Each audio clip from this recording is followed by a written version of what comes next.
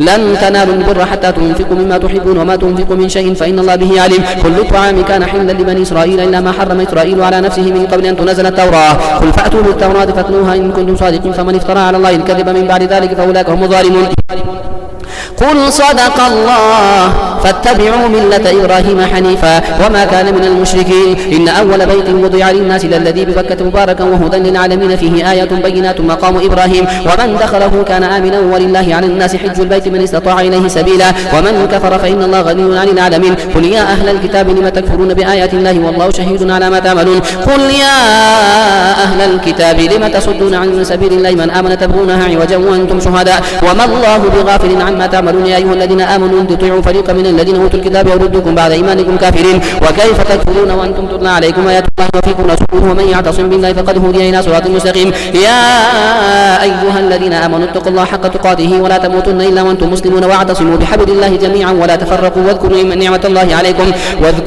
الله عليكم إذ كنتم أعداء فألف بين قلوبكم فأصبحتم بنعمته إخوانا وكنتم على شفا حفرة من النار فأنقذكم منها كذلك يبين الله لكم آياته لعلكم تهتدون. ولتكن منكم أمة يدعون إلى الخير ويأمرون بالمعروف وينهون عن المنكر وأولئك هم المفلحون. ولا تكونوا كالذين تفرقوا واختلفوا من بعد ما جاءهم البينات وأولئك لهم عذاب عظيم. يوم تبيض وجوه وتسود وجوه فأما الذين اسودت وجوههم كفرتم بعد إيمانكم فذوقوا العذاب بما كنتم تكفرون وأما الذين ابيضت وجوههم ففي رحمة الله هم فيها خالدون. تلك آيات الله نتلوها عليك بالحق وما الله يريد ظلما للعالمين ولله ما في السماوات وما في الأرض وإلى الله ترجع الأمور.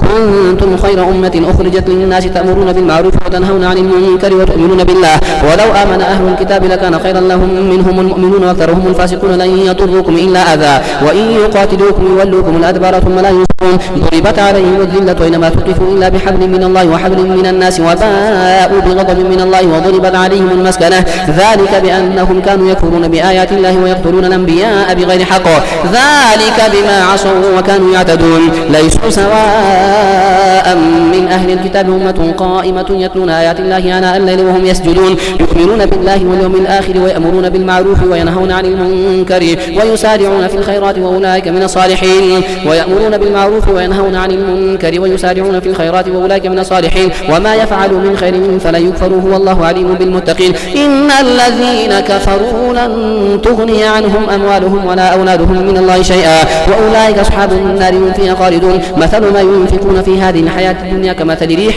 فيها صر أصابت حرث قوم ظلموا أنفسهم فأهلكته وما ظلمهم الله ولكن أنفسهم يظلمون. يا أيها الذين آمنوا لا تتخذوا بطانة من دونكم لا يألونكم خبالا ودوا ما عنتم قد بدت البغضاء من أفواههم وما تخفي صدورهم أكبر قد بينا لكم الآيات إن كنتم تعقلون. ها أنتم أولئك تحبونهم ولا يحبونكم وتؤمنون بالكتاب كله وإذا لقوكم قالوا آمنا وإذا خلوا عضوا عليكم الأنامل من الغيظ قل موتوا بغيظكم إن الله عليم بذات الصدور. إن تمسسكم حسنة تسؤهم وإن تصبكم سيئة يفرحوا بها وإن تصبروا وتتقوا لا يضركم كيدهم شيئا إن الله بما يعملون محيط. وإذ غدوت من أهلك تبوئ المؤمنين مقاعد للقتال والله سميع عليم. إذ همت طائفتان منكم أن تفشلا والله وليهما وعلى الله فليتوكل المؤمنون. ولقد نصركم الله ببدر وأنتم أذلة فاتقوا الله لعلكم تشكرون. إذ تقول للمؤمنين ألن يكفيكم أن يمدكم ربكم ب3,000 من الملائكة منزلين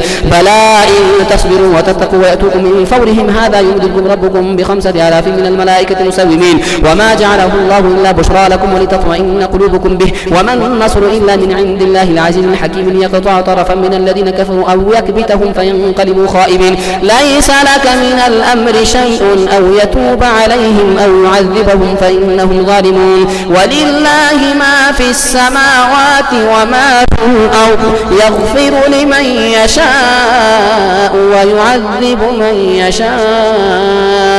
والله غفور رحيم.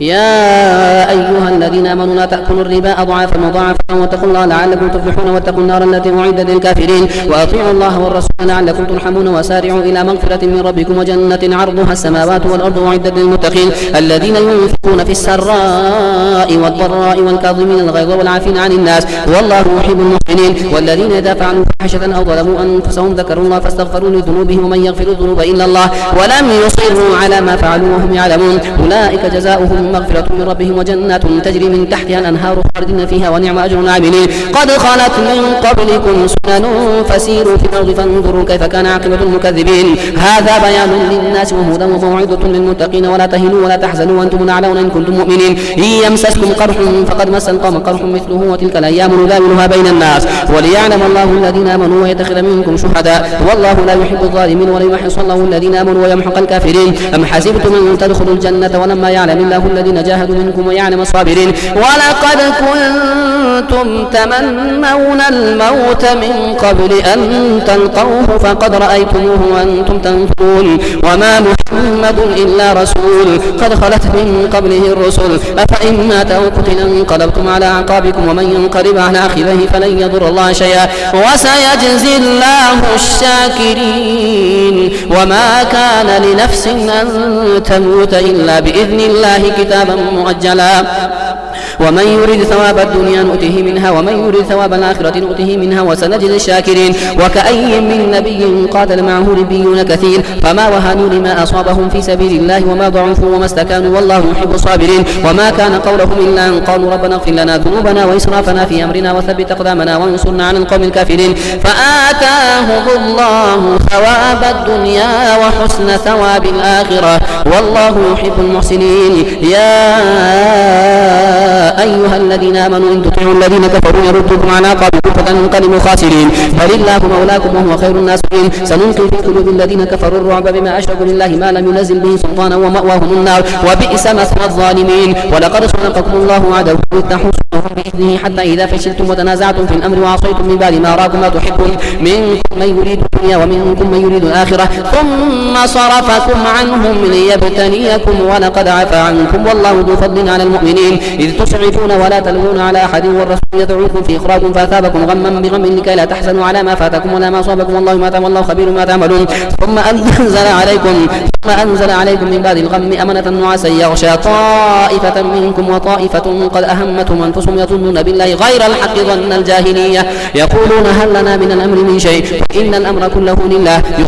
أنفسهم ما لا يبدون لك يقولون لو كان لنا من الأمر شيء ما قتلنا هنا قل لو كنتم في بيوتكم لبرز الذين كتب عليهم القتل إلى مضاجعهم وليبتلي الله ما في صدوركم وليمحص ما في قلوبكم والله عليم بذات الصدور إن الذين تولوا منكم يوم التقى الجمعان إنما استزلهم الشيطان ببعض ما كسبوا ولقد عفى الله عنهم إن الله غفور حليم يا أيها الذين آمنوا لا تكونوا كالذين كفروا وقالوا لإخوانهم إذا ضربوا في الأرض أو كانوا غزا لو كانوا عندنا ما ماتوا وما قتلوا ليجعل الله ذلك حسرة في قلوبهم والله يحيي ويميت والله بما تعملون بصير ولئن قتلتم في سبيل الله ومتم لمغفرة من الله ورحمة خير مما يجمعون ولئن متم أو قتلتم إلى الله تحشرون فبما رحمة من الله لنت لهم ولو كنت فظا غليظ القلب لانفضوا من حولك فاعف عنهم واستغفر لهم وشاورهم في الأمر فإذا عزمت فتوكل على الله إن الله يحب المتوكلين إن ينصركم الله فلا غالب لكم وإن يخذلكم فمن ذا الذي ينصركم من بعده وعلى الله فليتوكل المؤمنون وما كان لنبي أن يغل ومن يغل يأتي بما غل يوم القيامة وتوفى كل نفس ما كسبت وهم لا يظلمون أفمن اتبع رضوان الله كمن باء بسخط من الله ومأواه جهنم وبئس المصير هم درجات عند الله والله بصير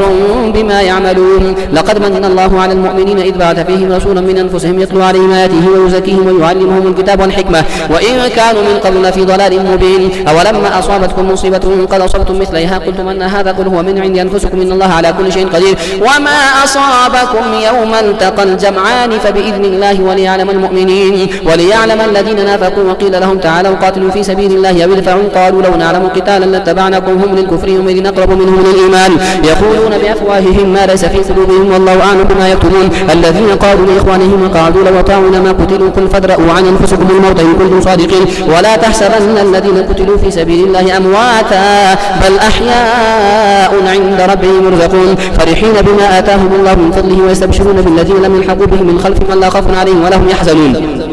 يستبشرون بنعمة من الله وفضل وأن الله لا يضيع أجر المؤمنين الذين استجابوا لله والرسول من بعد ما أصابهم القرح للذين أحسنوا منهم واتقوا أجر عظيم الذين قال لهم الناس إن الناس قد جمعوا لكم فاخشوهم فزادهم إيمانا وقالوا حسبنا الله ونعم الوكيل فانقلبوا بنعمة من الله وفضل لم يمسسهم سوء واتبعوا رضوان الله والله ذو فضل عظيم إنما ذلكم الشيطان يخوف أولياءه فلا تخافوهم وخافون إن كنتم مؤمنين ولا يحزنك الذين يسارعون في الكفر إنهم لن يضروا الله شيئا يريد الله ألا يجعل لهم حظا في الآخرة ولهم عذاب عظيم إن الذين اشتروا الكفر بالإيمان لن يضروا الله شيئا ولهم عذاب أليم ولا يحسبن الذين كفروا أنما نملي لهم خير لأنفسهم إنما نملي لهم ليزدادوا إثما ولهم عذاب مهين ما كان الله ليذر المؤمنين على ما أنتم عليه حتى يميز الخبيث من الطيب وما كان الله ليطلعكم على الغيب ولكن الله يجتبي من رسله من يشاء فآمنوا بالله ورسله وإن تؤمنوا وتتقوا فلكم أجر عظيم ولا يحسبن الذين يبخلون بما آتاهم الله من فضله هو خيرا لهم بل هو شر لهم سيطوقون ما بخلوا به يوم القيامة ولله ميراث السماوات والأرض والله بما تعملون خبير لقد سمع الله قول الذين قالوا إن الله فقير ونحن أغنياء سنكتب ما قالوا وقتلهم الأنبياء بغير حق ونقول ذوقوا عذاب الحريق ذلك بما قدمت أيديكم وأن الله ليس بظلام للعبيد الذين قالوا إن الله عاهد إلينا ألا نؤمن لرسول حتى يأتينا بقربان تأكله النار قل قد جاءكم رسل من قبل بالبينات وبالذي قلتم فلم قتلتموهم إن كنتم صادقين فإن كذبوك فقد كذب رسل من قبلك جاءوا بالبينات والزبر والكتاب المنير كل نفس ذائقة الموت وإنما توفون أجوركم يوم القيامة فمن زحزح عن النار وادخل الجنة فقد فاز وما الحياة الدنيا إلا متاع الغرور لتبلون في أموالكم وأنفسكم ولتسمعن من الذين أوتوا الكتاب من قبلكم ومن الذين أشركوا أذى كثيرا وإن تصبروا وتتقوا فإن ذلك من عزم الأمور وإذ أخذ الله ميثاق الذين أوتوا الكتاب لتبيننه للناس ولا تكتمونه فنبذوه وراء ظهورهم واشتروا به ثمنا قليلا فبئس ما يشترون لا تحسبن الذين يفرحون بما أتوا ويحبون أن يحمدوا بما لم يفعلوا فلا تحسبنهم بمفازة من العذاب ولهم عذاب أليم ولله ملك السماوات والأرض والله على كل شيء قدير إن في خلق السماوات والأرض واختلاف الليل والنهار لآيات لأولي الألباب الذين يذكرون الله قياما وقعودا وعلى جنوبهم ويتفكرون في خلق السماوات والأرض ربنا ما خلقت هذا باطلا سبحانك فقنا عذاب النار ربنا إنك من تدخل النار فقد أخزيته وما للظالمين من أنصار ربنا إننا سمعنا مناديا ينادي للإيمان أن آمنوا بربكم فآمنا ربنا فاغفر لنا ذنوبنا وكفر عنا سيئاتنا وتوفنا مع الأبرار ربنا وآتنا ما وعدتنا على رسلك ولا تخزنا يوم القيامة إنك لا تخلف الميعاد فاستجاب لهم ربهم أني لأضيع عمل عامل منكم من ذكر أو أنثى بعضكم من بعض فالذين هاجروا وأخرجوا من ديارهم وأوذوا في سبيلي وقاتلوا وقتلوا لأكفرن عنهم سيئاتهم ولأدخلنهم جنات تجري من تحتها الأنهار ثوابا من عند الله والله عنده حسن ثواب لا يغرنك تقلب الذين كفروا في البلاد متاع قليل ثم مأواهم جهنم جهنم وبئس المهاد. لكن الذين اتقوا ربهم لهم جنات تجري من تحتها الأنهار خالدين فيها نزلا من عند الله وما عند الله خير للأبرار. وإن من أهل الكتاب لمن يؤمن بالله وما أنزل إليكم وما أنزل إليهم خاشعين لله لا يشترون بآيات الله ثمنا قليلا أولئك لهم أجرهم عند ربهم إن الله سريع الحساب. يا أيها الذين آمنوا اصبروا وصابروا ورابطوا واتقوا الله لعلكم تفلحون. يا أيها الناس اتقوا ربكم الذي خلقكم من نفس واحدة وخلق منها زوجها وبث منهما رجالا كثيرا ونساء واتقوا الله الذي تساءلون به والأرحام إن الله كان عليكم رقيبا. وآتوا أموالهم ولا تتبدلوا الخبيث بالطيب ولا تأكلوا أموالهم إلى أموالكم إنه كان حبا كبيرا. وإن خفتم شقاق بينهما فابعثوا حكما وإن خفتم ألا تقسطوا في اليتامى فانكحوا ما طاب لكم من النساء مثنى وثلاث ورباع فإن خفتم تعدلوا فواحدة أو ما ملكت أيمانكم ذلك أدنى ألا تعولوا. وآتوا النساء صدقاتهن نحلة فإن طبن لكم عن شيء منه نفسا فكلوه هنيئا مريئا. ولا تؤتوا السفهاء أموالكم التي جعل الله لكم قياما وارزقوهم فيها واكسوهم وقولوا لهم قولا معروفا. وابتلوا اليتامى حتى إذا بلغوا النكاح فإن آنستم منهم رشدا فادفعوا إليهم أموالهم ولا تأكلوها إسرافا وبدارا أن يكبروا. ومن كان غنيا فليستعفف ومن كان فقيرا فليأكل بالمعروف. إذا دفعتم إليهم أموالهم فأشهدوا عليهم وكفى بالله حسيبا. للرجال نصيب مما ترك الوالدان والأقربون وللنساء نصيب مما ترك الوالدان والأقربون مما قل منه أو كثر نصيبا مفروضا. وإذا حضر القسمة أولو القربى واليتامى والمساكين فارزقوهم منه وقولوا لهم قولا معروفا. وليخشى الذين لو تركوا من خلفهم ذرية ضعافا خافوا عليهم فليتقوا الله وليقولوا قولا سديدا. إن الذين يأكلون أموال اليتامى ظلما إنما يأكلون في بطونهم نارا وسيصلون سعيرا.